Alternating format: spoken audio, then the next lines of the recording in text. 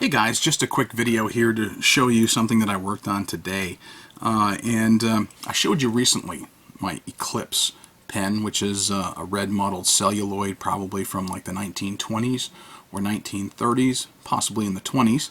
And that kind of spurred me on to go work on another Eclipse brand pen that I've got.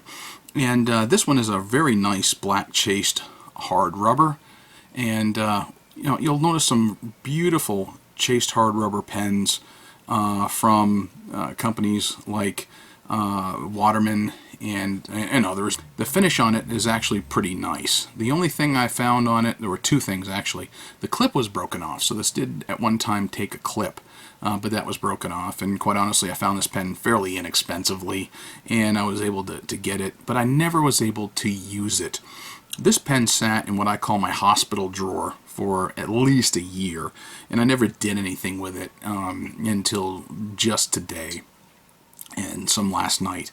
I was kind of doing a pen cleaning marathon here at the house because I got a bunch of pens that need cleaning, and I decided to dig this one out and go ahead and clean it up. But it's got a nice double thin gold band around the bottom of the cap, and the lever is actually still in fairly decent condition. It's a screw top, and it's got a fairly decent nib, and it's actually in decent condition now. But when I got it, this nib was actually bent.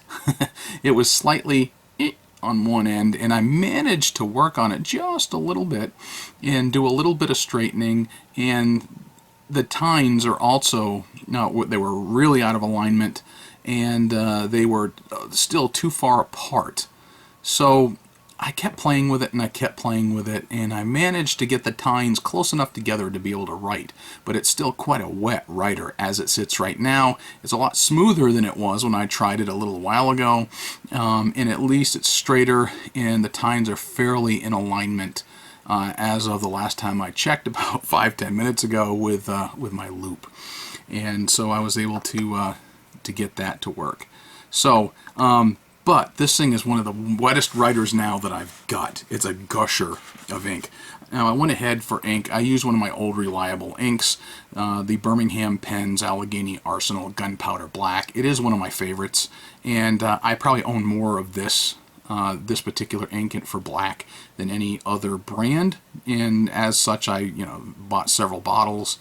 I've given away bottles, a bunch of bottles of it, but this is actually one of my favorite black inks, and I use it extensively. I've got it in a bunch of pens. It's one of my go-to black inks besides some of the Waterman inks and a couple other Birminghams. I don't even know why I keep buying inks of any other brand, quite honestly, just because I found some that I like and I kind of stick with them. But this one here, check this out. That is such a wet writer. That black is really, really dark because it lays down so much ink. I may still tinker with this particular nib and try to get it to write a little drier than it is, but like I said, I couldn't use this pen and until today, just early this morning. So, but this is a probably a 1920s or 30s. I'm going to call it black chased hard rubber because, I mean, that's exactly how it looks and feels. But the pattern, the chasing on it is still pretty nice. So, and you do get a good amount of flex. Look at that. Look at that incredible how wide that can actually get. And as of right now, it just glides across the page. This is a very wet writer. Very thick line, and this is a kind of a broader nib than you're going to see on a lot of old pens like this, and it does have some flex to it. So anyway, at least this pen has been resurrected and it is now operational again. So the other thing that I had to put a new sack on it, and this section actually came out of the barrel fairly easily. I was glad of that. It didn't take a whole lot of work, or it didn't take heat to get it out. I was able to just quickly just pull it out. And I went ahead, since I was working on pens last night, I flushed it out really, really well, put it in my ultrasonic cleaner, and then I just set it aside for it to air dry out. And today I went ahead, when I had just a little bit of spare time, worked on that nib some.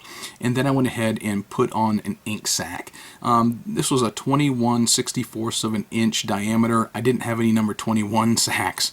I had number 20 sacks, so I had to stretch it just a little bit to get over the nipple that goes inside here and talc it up after I got everything, after I let the sac cement dry. And it also made one heck of a gurgling sound.